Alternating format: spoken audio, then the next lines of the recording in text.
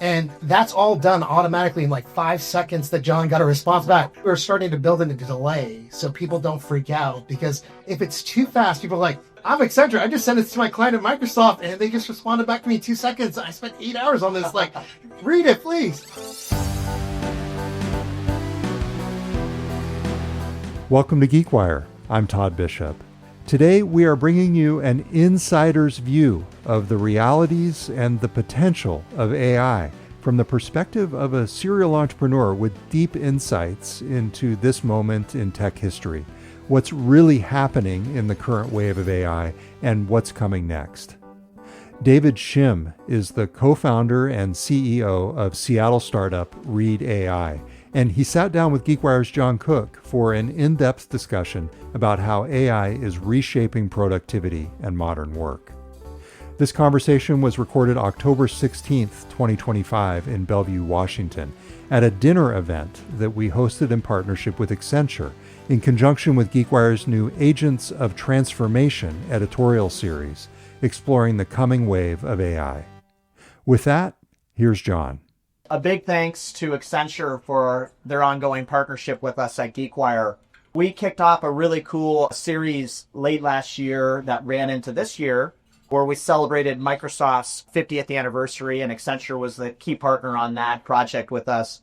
Led into a fantastic event that we had earlier this year with Steve Ballmer, Nathan Myhrvold, Brad Smith, and others. It was just a fantastic event. So big thanks to Accenture. I'm also excited to announce that next week on GeekWire, we're kicking off an editorial series called Agents of Transformation, where we're going to look at the agentic web and how AI is transforming work and industry. And this is also presented in partnership with Accenture. It's going to lead into an event that we host in the first quarter. And we hope that all of you will be able to come out and enjoy that. We're working on the agenda. It's going to be a fantastic event.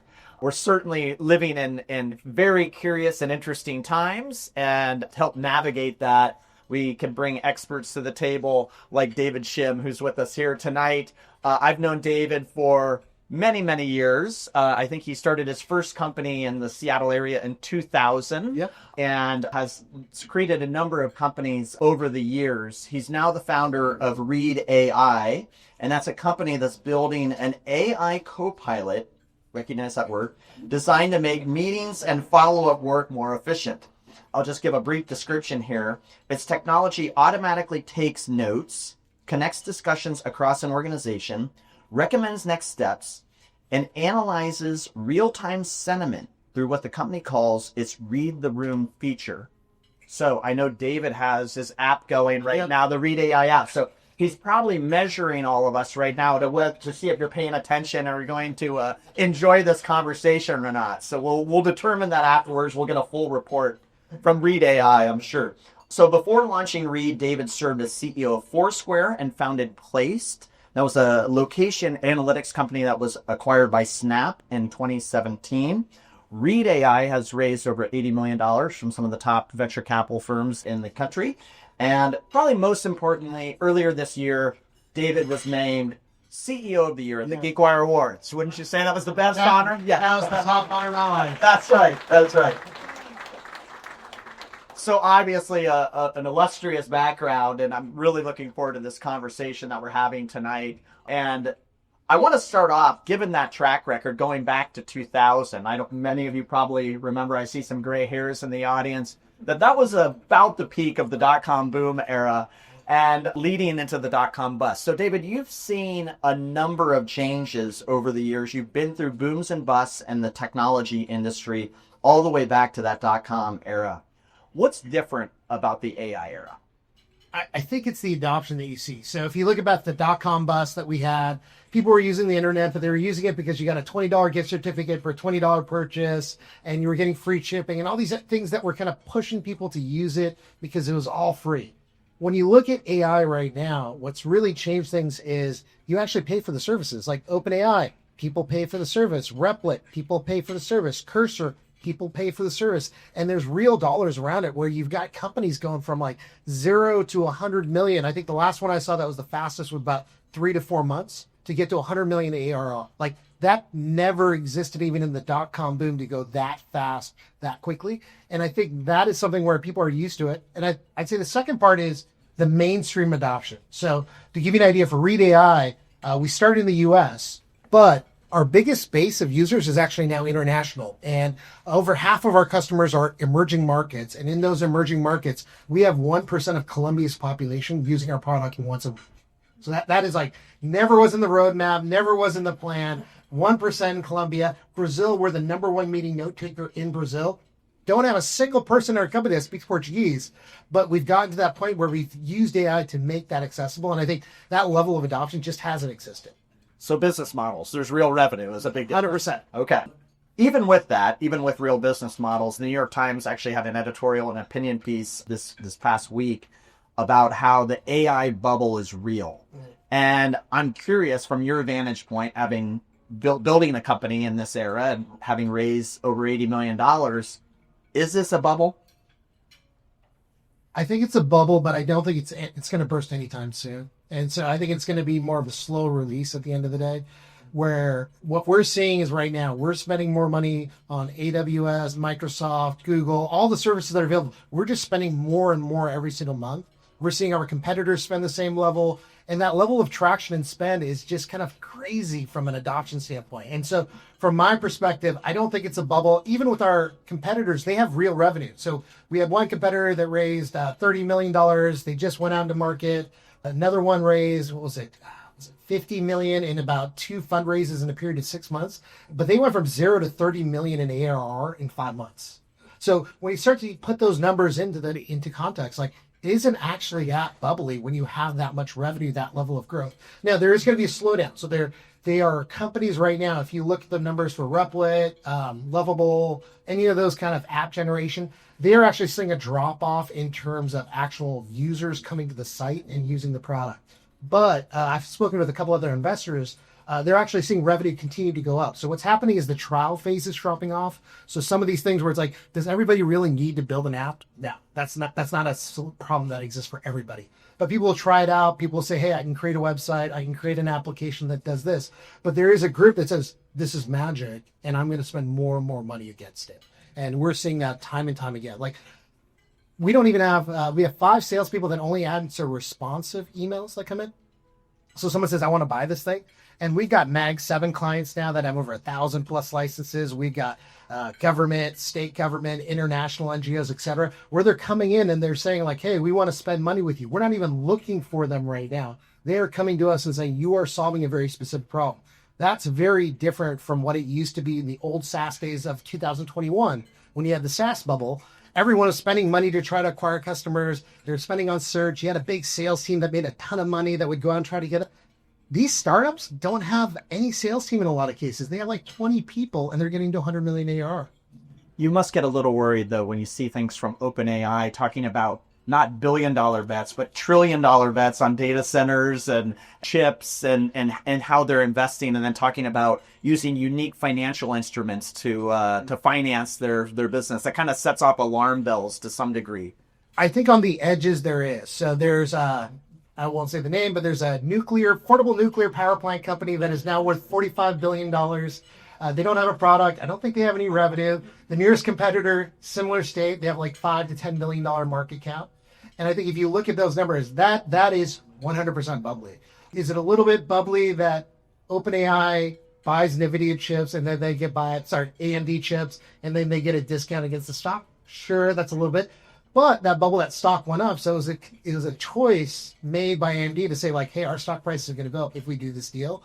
So there is a little bit of like 2000 like trading and bartering that you could say that's a little bit bubbly. But I'd say it's more on the outside. It's not the main players in the space. To go in and say you've got 700 million MAUs for OpenAI, that Anthropic, I think the last number that I saw was like 6 billion ARR.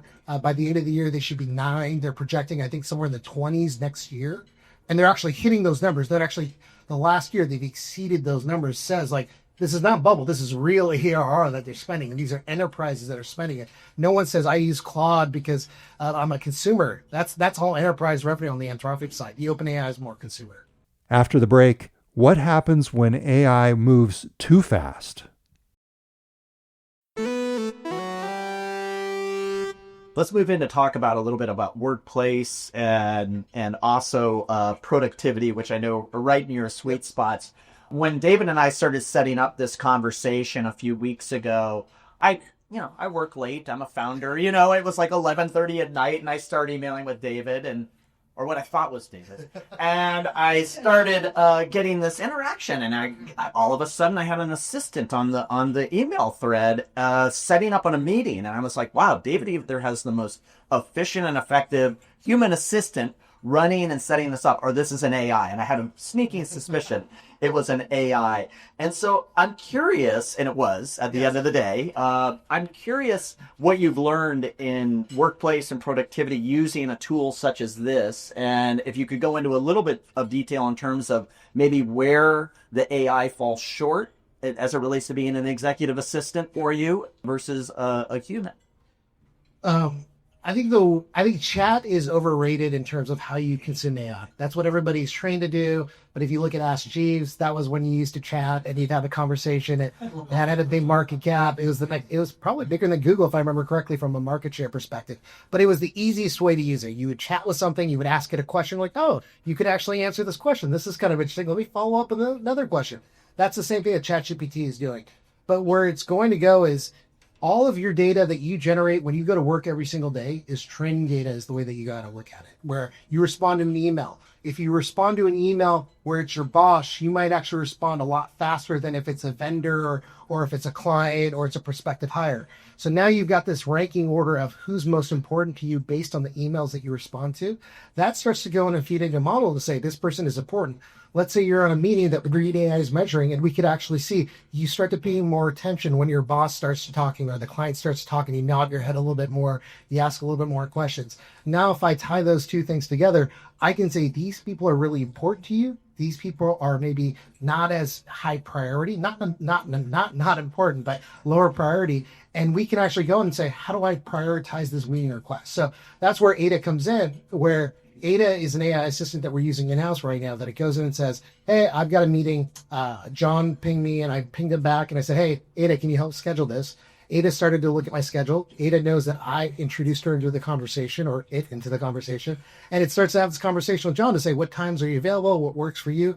And it knows my preferences on what time of day that I want to meet, what day of week that I want to meet, how many meetings that I want back to back. So it pulls all that stuff together and it goes in, it picks a time. And that's all done automatically in like 5 seconds that John got a response back. We're starting to build in a delay so people don't freak out, because if it's too fast, people are like, I'm Accenture. I just sent it to my client at Microsoft and they just responded back to me in 2 seconds. I spent 8 hours on this. Like, read it, please.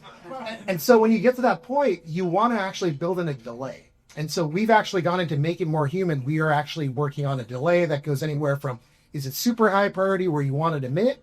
Or is it something where it's like, it's less important, make it 5-minute delay, make it a 30-minute delay. So it's really delayed delivery that all of you have probably used to say, like, I'm not going to send this at 2 a.m., but I want this to go out at 8 a.m.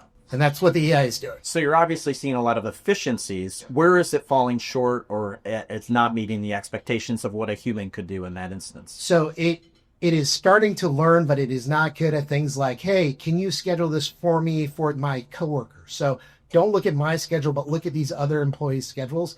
And so it'll try for a little bit and then it'll fall off because it doesn't have access to certain data.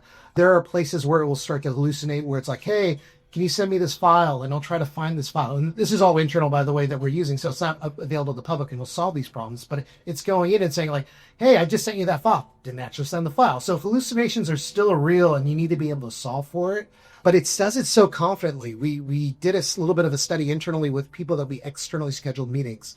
And what we found was like 95% of them did not know that it was an AI assistant. Only 5% knew it was an AI assistant. And it was in the cases where, John... I figured it out, yes. When it emailed at 11 and then emailed at 11:01, 11:02, it follows up. Yeah, that's amazing. This has been an area of AI that I think gets talked about a lot because there's a lot of efficiencies that can be gained for busy executives. Where do you see this evolving in the next couple of years? Where does Ada go in a couple of years, and how does that change workflow of the workplace? I think the big thing is you have to solve very specific problems. Like, this is not Roblox where you've got, or Minecraft where you've got this open world where, hey, build agents and it's going to solve every problem that you have. I think if you do that, you're going to fail because people don't want to spend that much time to actually figure out how this works. When I say every person in this room has an executive assistant, all you have to do is email ada@read.ai and it's going to schedule for you. Like, okay, that makes sense. It's easy to try. I would try that out and it's easy to set up. But from a open world perspective, it doesn't work very well. Where we see it going, and we've already started to use it, is with my board of directors. So we've got the meetings and the schedules. It knows all of my data. I've connected my Outlook. I've connected my Teams. I've connected Slack. I've connected Jira, Confluence. I've connected Google Drive, OneDrive. Every single data point that I have, it has access to. And so now what I've done is when I send the investor letter to my investors, I go in and say like, hey, write me a letter. I'll write it up and then I'll go in and make some edits. I'll ask for tweets. It'll send it out to my investors. And I say, if the investors have any questions, I'm an open book. So just answer any questions that you have and it will go out and automatically answer. You won't even check with me. It'll just give that information out. And you have to kind of go in and say like, I'm willing to take that risk. We're doing well, so I don't mind giving out the data, but they're getting that information coming out to them. And they're like, this is incredible. Like, and it answers questions that I would not have the answer to right off the bat because it's not just pulling in from my data set, but it's pulling in from my team's data set. So I think that's the second part is like multiplayer AI is going to be the thing that you're going to hear more of in about the next 3 to 6 months. Your data is only valuable for yourself, but if you start to bring in your teams, your direct reports, if you've got Accenture's database that you can pull in and say like, I wasn't on that call in Japan about this product launch that's going to happen, but a client Microsoft just asked me this question. I can actually give an answer to say, hey, in Japanese, we're going to have this released on this day. Never was in the meeting, never was in the conversation, didn't need to go find that person, but the AI pulled that data in. That's going to be normal very quickly. And then what's going to happen next is as people get more comfortable, you're going to start to see out of office. I'm out of office for 2 weeks. I'm going to let Ada go in and take care of everything. So I don't need to respond to any emails. I'm totally offline. And I can set a setting to go in and say, Ada, anything that's like too controversial, let's say 7, check in with me, sidebar it before you send the answer. But anything 6 and below, like when are you getting back? What's the status on this IO? What's the project? Can you give me the title of this? That you can totally do. And then I think the more controversial thing is what you're going to get to is a digital twin that if someone leaves the company, if someone gets fired, if someone departs for whatever reason, you can actually resurrect that person to fill it. And I think that sounds controversial, but if you think about it, right now, how much does Microsoft make for storing all that data that someone has when someone leaves the company? Because you got to store the emails, you got to store the files, and you're paying those seat licenses, but nobody does anything with it because they don't want to touch it. And if to find it, you have to go in and get IT approval to go in and mine that data, and they actually get the email. What if you could just email that person's alias and say like, hey, why did you decide to give them a 25% discount on this day? Because we had no context to this. Or why did you check in this code? It doesn't make sense that it's here. It might take you 2 to 3 weeks to figure that out if you actually had a person. Now the AI is just going to say, okay, this is the reason why. It's like, you're done. And I think that is a little bit scary, but it's also scary if you think back to, Google Maps. Google Maps is a great example in ways where it's like, you are giving up your entire control to a smartphone. You're driving this like 3-ton car. You're following its directions, not what you think is the right way to go. And you're doing that every single day. So I don't think it's a far stretch to say once you get comfortable, this is going to expand. Well, there are the stories of just driving off the cliff by following the Google Maps. That's the early days. So don't do that. In that vein, don't you get worried about getting wrong information? I mean, the boardroom example, I mean, that's pretty critical communications between executive and the board. Like, I know you can tweak the settings, but even so, don't you worry that something inaccurate might get delivered to them? You want to be somewhat transparent in the early days that it's being used. So our board knew like Ada was an AI assistant. So that gives you a lot of forgiveness. So if you're going in and saying, we're using this tool, it's going to save Microsoft 25% because we're leveraging this, but 5% of the time it's not going to be perfect. But you have us here as the orchestration layer that we can say, this is good, this is bad. We can choose what's happening. I think that makes it okay. After the period of kind of people get used to that safety level, they're going to just go let it go. They're not going to worry about like, hey, do I have enough safeguards in place? The only thing that I would say that we are doing is once it hits a certain level, we call it a sidebar, where you can actually sidebar the conversation where the AI will go and say, is it okay if I send this? And you'd be like, don't send that draft, adjust it this way. And then you can collaborate just like you would if you had an account manager and an associate on your team to say, don't send this thing out till I've had a chance to review it. And that is, you might say like, is that going to work? Well, it's like, that's how you manage people today. If you want the number 2 hedge fund in the world, we talked with, and they were talking about, they used AI back in the 90s, 2000 for trading decisions. And the AI would make a decision that said buy the stock, but they would always have someone that's doing the orchestration layer that says, it says buy the stock, but I need to look at it. I'm going to push a button. I'm going to sign off on it. This is the right decision. So David, you've talked a lot in the past about a co-pilot everywhere, where you're working across Zoom, Slack, Teams, and trying to pull in all this data. You're doing that with the Ada product. Why do you think a startup like Reed is positioned to do well in that arena versus the ecosystems of a Google or a Microsoft? And would love to hear your explanation on that. So since Microsoft launched Copilot 2023-ish, we saw a 20x increase in the amount of meetings that we measure. So what happens is Microsoft did a fantastic job of educating the market on AI. Like, we could not have done that even with $200 million as a startup to educate an entire country, an entire globe about the value of AI. Then you get Google coming in saying, this is the value of AI. Then you get Zoom coming in, this is the value of AI. And IBM was doing it for a while, but they didn't get much traction. But that level of education actually streamlined the ability for the consumers that we have today to adopt our product. So all the stuff that you've done today has actually set the foundation for us to actually go out and introduce that product. And so then it goes and says, okay, yeah, but we've got Copilot and Microsoft Teams and we do meeting notes. Great. 100%, you do a great job. And I even tell people, if all you do is Microsoft Teams and Microsoft Outlook and Microsoft Docs, etc., there's a case to say you should just use Copilot for your meeting notes. But what we have is 60 to 70% of our users, depending on the month, are using multiple platforms on a weekly basis. So now if you think about that storage of intelligence, your data is like 20% in Microsoft Teams, 40% in Zoom this month, and then whatever else percent with the other platforms. That's like, it's okay, but now your AI is kind of down because it's not going to know what happened in this meeting. It's not going to know that this Gmail email that went into your account doesn't match up with your OneDrive file that you have here. And so those missing gaps makes AI dumber. And so what's happening is our customers are coming to us and saying, we're using all these disparate solutions and we want a central storage of intelligence. And we don't want to be locked in with one specific provider because something will change across time. Like, if you look at Cursor with Anthropic, that was the hot kind of code solution. Then what you found was Codex just came out with OpenAI, and now everyone's going there, and you're seeing a lot of switches that are happening. So people want that flexibility to go into different solutions to utilize them. And how do you see the competitive landscape evolving for a Reed AI as you look at, I mean, obviously some very large, powerful companies that want to control this arena and want to control information across all those channels. It seems like it's an uphill battle to compete in that world.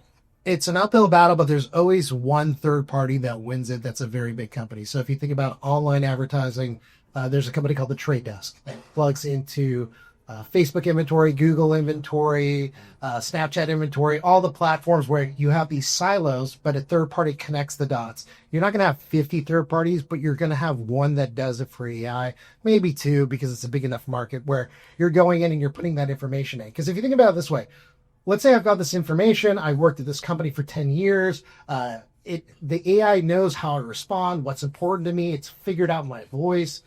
Once I leave that company has 100% full rights to all that data, so they can resurrect me and they can have coverage. And we've actually talked to people, like, it sounds scary, but people actually like it because you don't have to actually do a transition plan. I don't have to spend a bunch of time in meetings to tell the new person that's coming on board. I don't feel stressed out. It's like, I just do my job and the transition will happen on its own, and that's great. But I think from a third-party perspective, with all these solutions that are in marketplace right now, because big players, there's the Trade Desk, but there's also Tableau in Seattle. There's also Smartsheet in Seattle, where you could have said, like, those companies should not have ever existed because Microsoft Excel exists. There's SQL available. There's Qualtrics now that comes in for survey data. So there's all these data sets where it's like Microsoft is setting the foundation for this market. They understand the value proposition, but there are huge niches that people want to go into. And then the connecting of the dots is the new thing. Like, how do you bring all of that data together to get that storage of intelligence? And that's something you're going to hear more of. Or another term I've heard is like the insurance of intelligence. So how do you ensure all of your enterprise data that you have so that it can be used down the road? David, what AI tools are you using to build Read AI?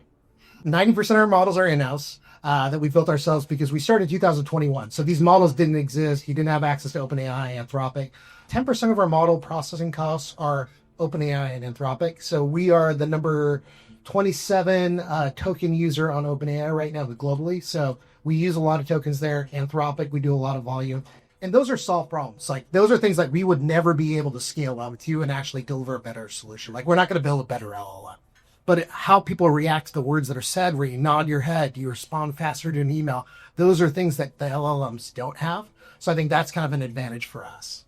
So it's the sentiment piece. It's the sentiment, it's the engagement, it's understanding what you're interested in and pulling all that data in. And are you patenting that technology? We have a couple patents in that group. It's bringing that data set in. So we've got 4, and I think we've got like 8. Nowhere near Microsoft or Accenture level, but it is very much like you want to have a differentiated technology to bring that data set in.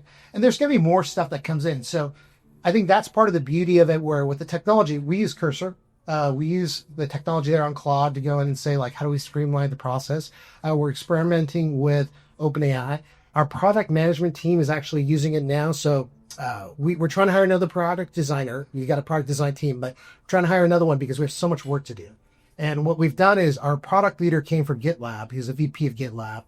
Product at GitLab, and he came in and said, like, hey, we're going to start to go in and wireframe and design using existing tools like Figma, where you can use Figma AI. There's one called Magic Eraser, Magic School Bus, or something like that, where you can draw these wireframes, and it gives you enough that the engineers can just run with it. And so it streamlines that process more, where it's less friction. You're not waiting on a person, and that person, the designer, is still incredibly valuable because it doesn't look great, but it gets enough that the engineers can move forward, and then the designer comes in and cleans it up.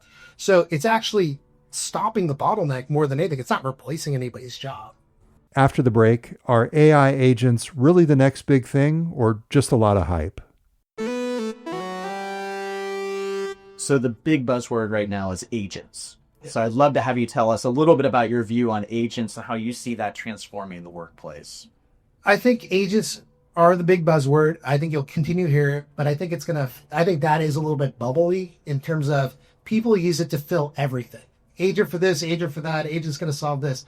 One, you need clean data sets that the agents can talk with each other. So people don't realize it's not just you can write code and says, go this, pull this data down, and then actually file. It doesn't work that way. You actually have to plug these things in. MCP is a way to connect.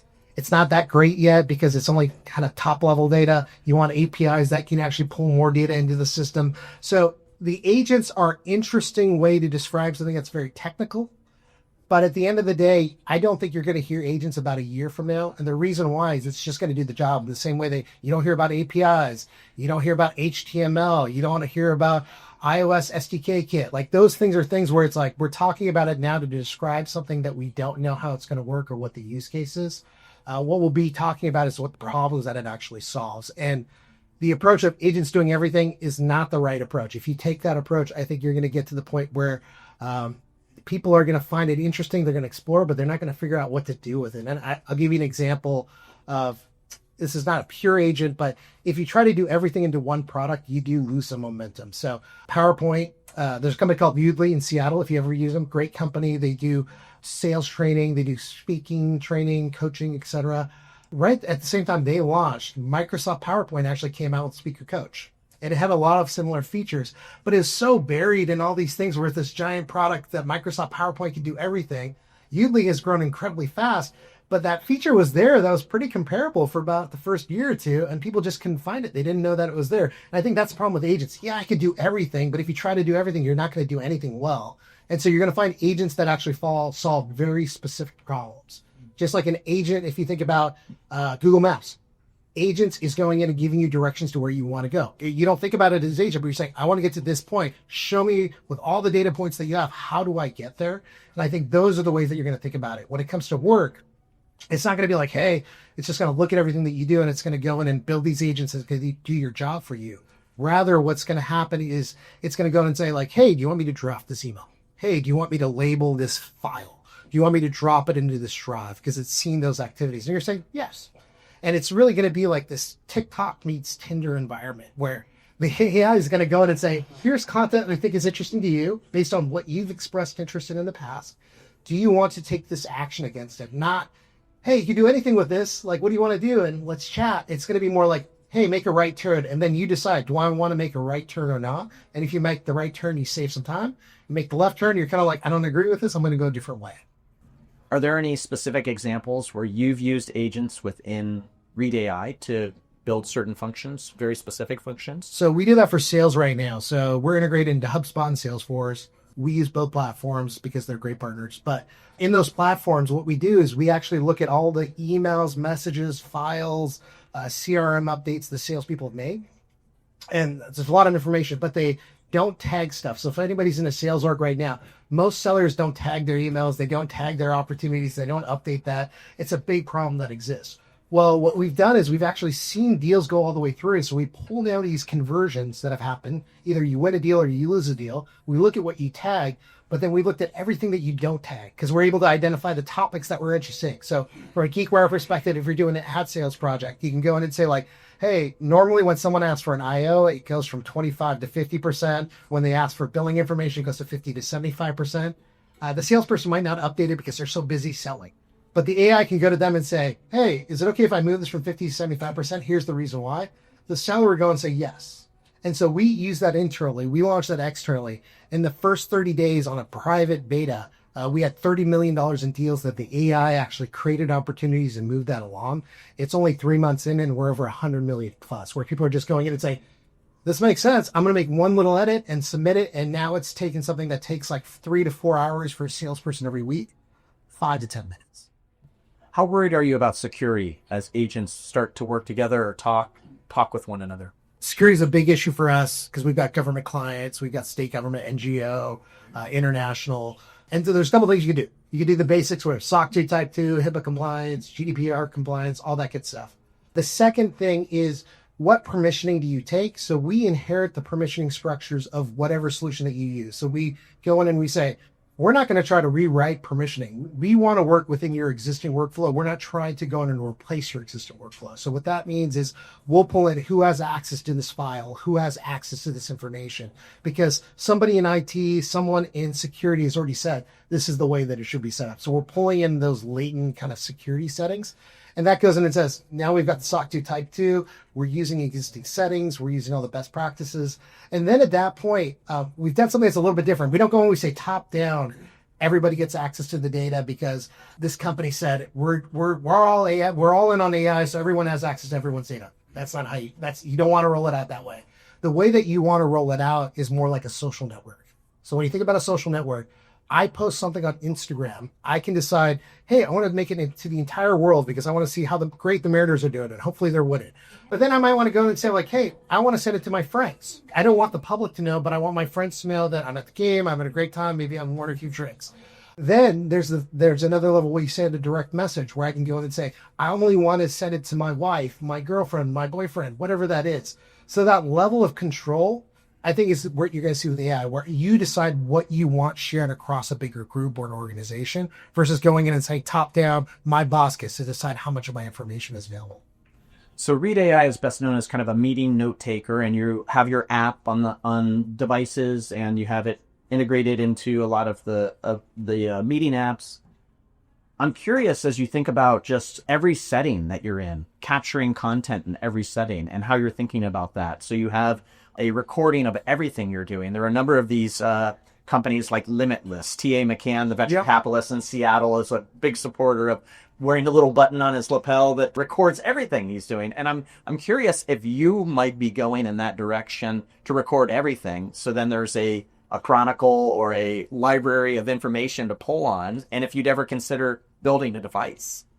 I don't think we'd ever build a device because I think the phones themselves are good enough. So if you want to try this out, stick your phone in your pocket, just record the entire day, see what comes through, and you'll actually see the models are good enough that it will take out the background noise, it'll take out the music, it'll take out the lyrics that you hear on a song on the speaker, and it'll actually give you a really strong transcription. Then the second part is going in and saying, how do I notify people? Because if you go single player where it's like, I can record everything, every conversation I have with people here, I can record it and not tell you and get that information. Yeah, that's one, that's creepy to do. So you don't want to do that. But two, what's the value of it outside of me at that point? Versus if you declare these conversations are actually occurring, that data then I can share with you. I can say like, hey, we had that great conversation 2 weeks ago. Here are the notes that I want to share with you. Now it's not creepy because I've actually declared that I'm recording it. It's going in and saying like, hey, I remember you asked me for that follow-up. Here it is. And you're like, oh, I totally forgot about that. How'd you remember? Remember when I said I was recording the conversation? It pulls that information in. And so we're seeing that more and more across the board. And you probably see that with recall too. Like there's a lot of bad press with recall for a while, but you see that actually dropped off a bit now where people are like, the shock is done. No, not everyone is turning on recall. You could actually see when recall is working. So you could actually go in and say, I don't want to use this. I want to stop it. But it's that declaration that is actually really important to do at the end of the day. Because if you don't declare it, then it is creepy. If you do declare it, people could say, no, I'm not interested. And so when we launched Reed, we actually told everybody like, we're not going to build a client right off the bat because we want people to see us as a participant. You can actually kick it out where you say in chat, opt out. We'll leave the meeting and we won't actually record the call. We'll drop all the data. So you do need that level of trust at a certain point that the individual can opt out of any type of AI solution. David Shim, thank you so much for sharing some insights tonight. That was GeekWire co-founder John Cook talking with David Shim of Reed AI at a dinner event hosted in partnership with Accenture. See the show notes for links to our new Agents of Transformation series, underwritten by Accenture, which so far features a deep dive on AI executive assistants and an inside look at Microsoft's new Experience Center 1 building, basically a shrine to artificial intelligence in Redmond. Thanks for listening. This episode was recorded by Jessica Reeves and edited by Curt Milton. I'm GeekWire co-founder Todd Bishop. We'll be back next week with a new episode of the GeekWire podcast.